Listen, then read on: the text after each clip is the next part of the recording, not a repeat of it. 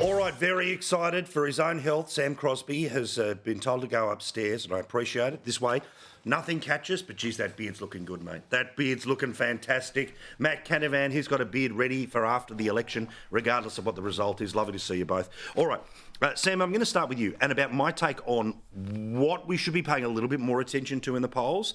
Is Labor's vote down? Bloody oath. Way down? Absolutely. Enough for it to get smashed in an election? You betcha. However, Coalition ever so slightly up, not as close to, they're closer to a 40 than not. They're in a better position than they were at the last election, blah, blah, blah, blah, blah. But what about that independent factor? Because I don't know what independent means in Queensland. I know that in certain places it means Teals, in other places it means Daly. Do you see this, and from the Labor perspective, is this the silver lining in the polls, that they haven't fully crossed the road yet? Oh, look, Paul, I don't know if there's many silver linings in those polls that came out today. Look, you are a big believer in the detail of these polls. I tend to think that they more sort of give you a vibe and a general impression of what people are thinking, and it's not really worth delving, 3 or 4 lines deep in the data. And, look, to be fair, I'll get in before Matt can make the point.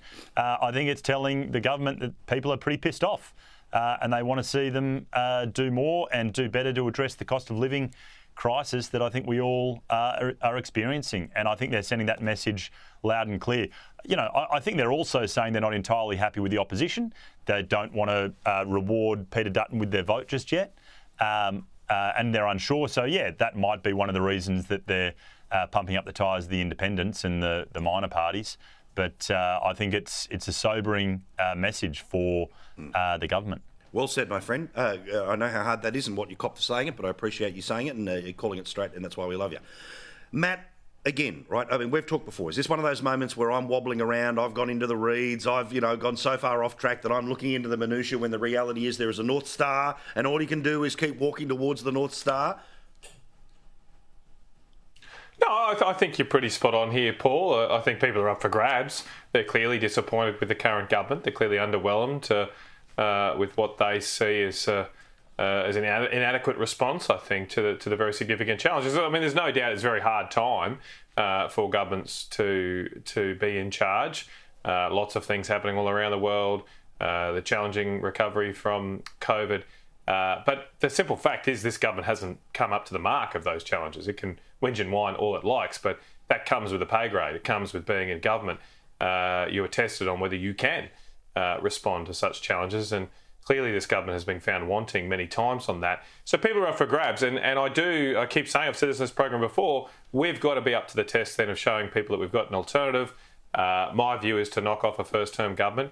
You have to have a very clear set of differences from the current government, because if you're just a small target, if you're too much of the same, people are probably going to default back to thinking, well, maybe the better the devil I know. So look, that's a challenge for us. I've got lots of ideas how we could make those differences. I'm just a mere backbencher though, Paul. And, there's smarter people than me around, but that's a challenge for us. It's up for grabs. People are up for grabs. We can definitely win this thing, and I don't think we should die wanting.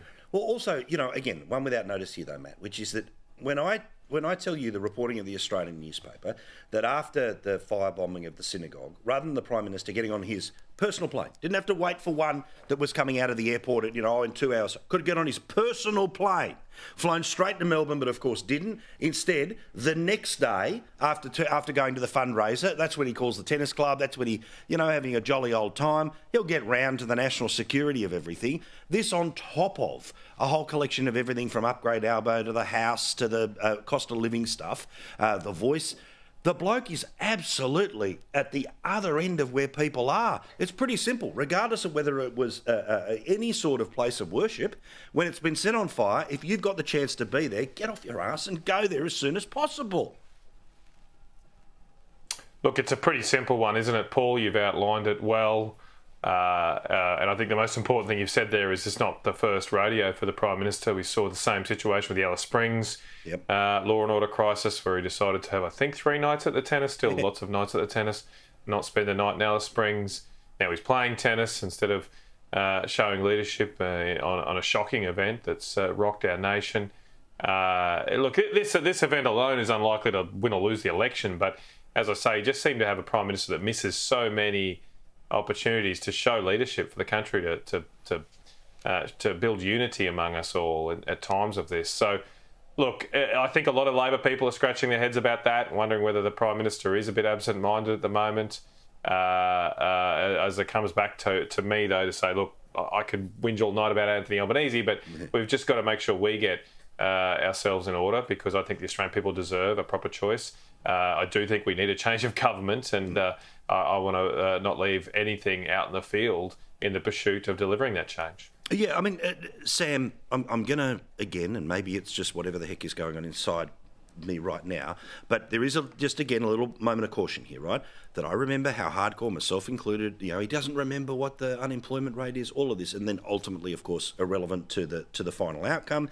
The belief was that those who talk about news all day, every day, were completely somewhere else than where the people were, which was they'd already made their decision and it didn't matter what happened. And again, there is no verbal trap at the end of this question, which results in me pointing and using terms. But what do you think about the series of choices? I mean, is the Prime Minister right to say, look, I've dealt with this, the AFP are up and running, I have done everything that's been asked of me, perhaps not the exact words at the exact time, but I've got there? Or is there just the inevitable bad look of things that's really hard to deal with? Oh, look, I think you can analyse these things, till the cows come home. It generally all conflates and contributes to a general feeling. But I think over the next couple of months, you're going to see the contrast between the two leaders be brought into stark relief. Both parties are going to be saying, on the one hand, this is either a choice between, from the Conservative side, has the government done a good job and deserve to be re-elected, or from the government side, who do you want, Peter Dutton or Anthony Albanese? I also have to say, Matt just made me think then in one of his earlier answers, I think this is also a team question. I think this is a question about who's on the front bench and measure them up, go down the list. And I have to say, I mean, who am I to give the opposition any advice? But why isn't Matt on the front bench? Yes. I think, By choice. Matt, feel free not to respond to this. By choice, he said.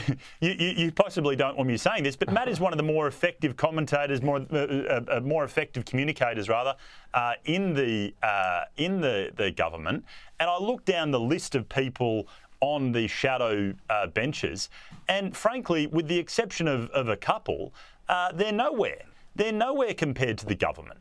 So I do sort of think the opposition has to get its own house in order before they start measuring up the curtains in the lodge. Now, Matt, what about that for a Christmas card? It's come all the way from Sky News Central. Yeah, I need to. I haven't started my Christmas cards yet. Smack us around. Sam, you're on the list now, mate. You'll get one. He's on the list. I mean, look, are you playing a long game? You want to get there, you don't want to get there, or the whole point is it's more fun to be able to... No, I'm quite happy. I've answered this many times, but I'm quite happy doing what I'm doing. The main reason I'm not myself putting my hand up is because I don't believe in this net zero emissions rubbish. Yeah, and the government and the opposition have signed up to that. And the deal is, if you join a cabinet, obviously, you've got to have solidarity with the decisions. I don't agree with it, and I'll keep campaigning against it. I mean, last week it just exposed that the carbon tax in the government's net zero emissions modelling, this is their modelling, the Australian Energy Market Operators modelling, they show that you need a carbon tax of $262 in today's dollars to get to net zero emissions by 2050. It's absurd. It's mad. They've been very sneaky about providing that number. I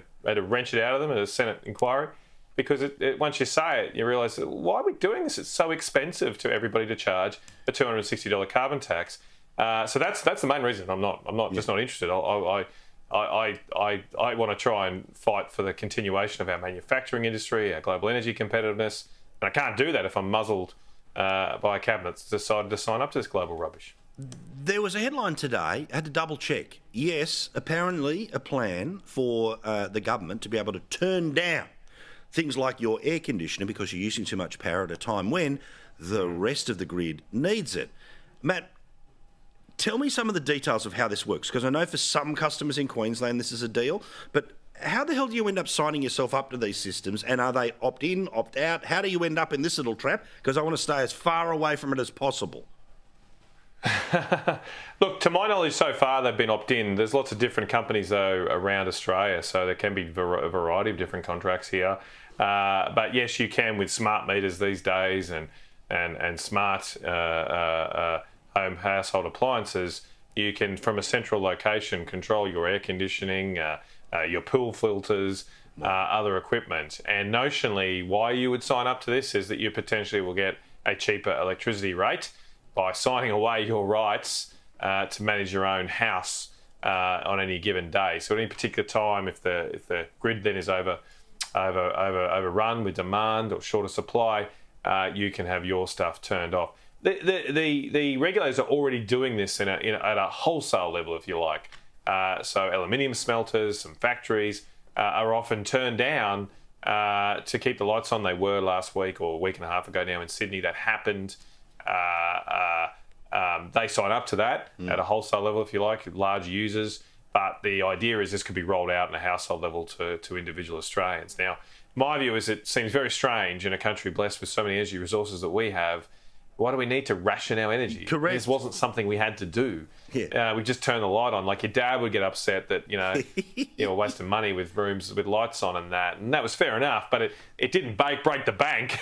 You weren't putting at risk your parents' mortgage by leaving a light on in your room. And so I just don't understand. To me, it's a clear demonstration of the failings of the government's plan to go to 82% renewables. Well, it just can't deliver the kind of lifestyle that our parents and grandparents took for granted here. And I don't want to deliver a world to my kids that's not as nice to live in. And I think that would be not a nice place to live in, to have the government control your own home. Bloody oath. Spoken like the true loving father that you are. Sam, equally, loving father. Just these schemes, again, if there's a little trade-off of, you might save something slightly somewhere else, but it is just a little bit creepy, isn't it? No, it is. It is a little bit creepy. I think central to the promise is that it has to be opt-in. The second they start trying to make this in any way mandatory or take the control away from people it's gone. Yeah. I didn't think this was an official government policy, but I might have been off the mark on that. But look, I mean, we've some of the talked about state this governments before. are pushing it. No, it's not. Right. It's done by the states largely. Right. Yeah.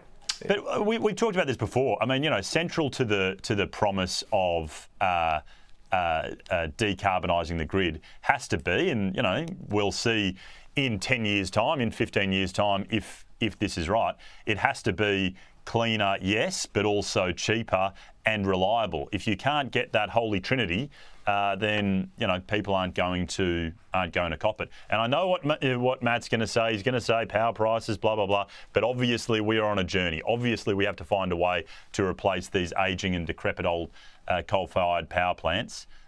So how are we going to do that? What's the cheapest and most efficient way to do that?